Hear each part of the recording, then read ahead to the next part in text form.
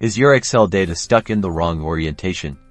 Let's flip it around and unlock new perspectives. Imagine you have your data laid out like this, with months across the top and different products listed down the side. This is great for some analysis. But what if you want to see how each product performs over time, with the products as your main categories? First, select the exact range of data you wish to transpose. Make sure to include all your headings if you want them to move with the data. Now, right-click anywhere within your selected range. This will bring up a handy context menu.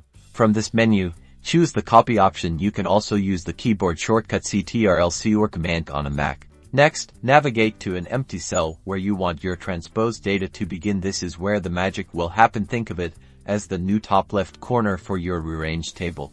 Right-click on this new, empty cell. This time, you'll want to select Paste Special. This opens up a dialog box with more advanced pasting options. In the Paste Special dialog box, locate the Transpose checkbox. It's usually found near the bottom. Simply click to select it. Once Transpose is checked, click OK, and just like that, your data has been transformed.